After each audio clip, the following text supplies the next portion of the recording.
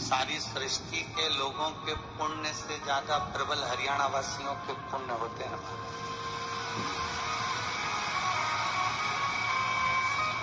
उसका एक कारण है कि भगवान कृष्ण ने गीता का अगर ज्ञान दिया है तो हरियाणा की पवित्र धरा से दिया है, पवित्र भूमि से। और जिस भूमि पर आप और हम कथा सुन रहे हैं, गुरुग्राम की भूमि, गुड़गांव की पवित्र धरा,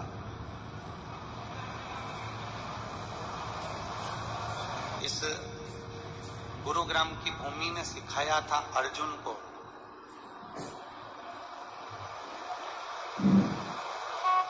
इस गुरुग्राम की भूमि ने सिखाया था भीम को, युधिष्ठिर को, नकुल को, सहदेव को।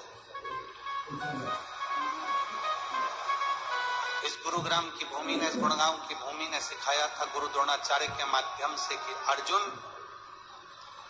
वृक्ष पर बैठा हुआ तोता दिख रहा, पर उसमें सबसे मुख्य दिखने वाली चीज क्या है? और इसी गुरुग्राम की भूमि से अर्जुन ने कह दिया था कि मुझे उस पक्षी की आंख नजर आ रही। गुरु द्रोणाचार्य जी ने कह दिया था कि अपने लक्ष्य को देखो, बस अपने को, अपना लक्ष्य देख,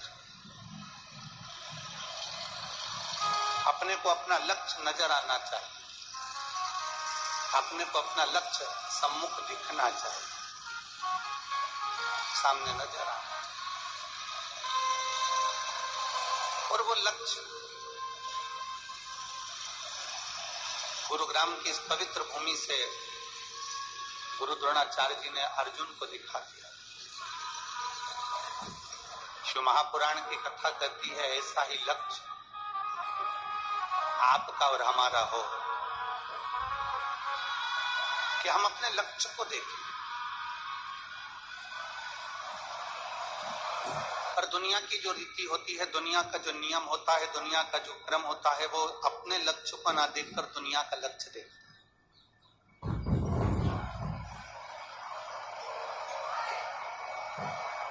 ये शिव महापुराण की कथा 5 दिवसीय है। हरतालिका फुलेरा शिव महापुराण की कथा गुरुग्राम से आप और हम श्रवण करें। श्री वर्धन जी यादव जी ने कहा कि 3 तारीख से कथा प्रारंभ हो रही है, 7 तारीख तक चलेगी। और 3 तारीख का उन्होंने महत्व समझाया कि त्रिपुंडधारी, त्रिशूलधारी, त्रिलोकी के नाथ, त्रिनेत्रधारी की कथा आज 3 तारीख से प्रारंभ हो रही है। और वास्तवता है,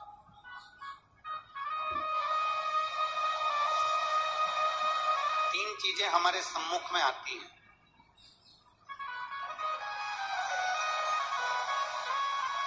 एक स्वयं के लिए देख लेना, एक अपने परिवार के लिए देख लेना, और एक संपूर्ण जगत के लिए देख लेना।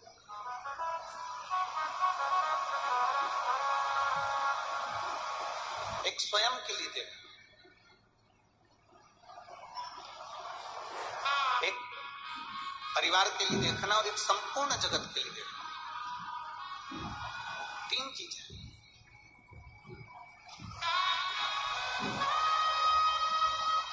ये जो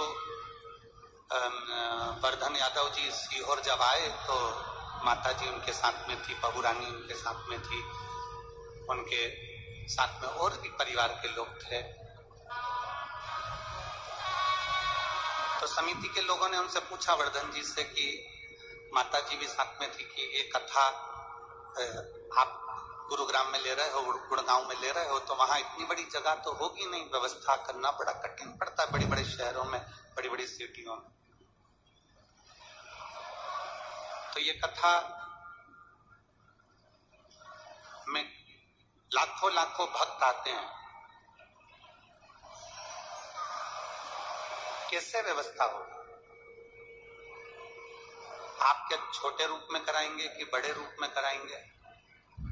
तो वर्धन जी का एक शब्द बड़ा अच्छा था, मैं इसके लिए वर्धन यादव जी को धन्यवाद देता हूं कि उनका शब्द था, ये कथा केवल हमारे लिए नहीं पूरे गुरुग्राम के लिए होना चाहिए, पूरे गुड़गांव के लिए। मैं साधुवाद देता हूं वर्धन जी आपको, उसके लिए बहुत बहुत साधुवाद कि ये कथा केवल मेरे अपने लिए नहीं, ये कथा केवल मेरे अपने परिवार के लिए नहीं,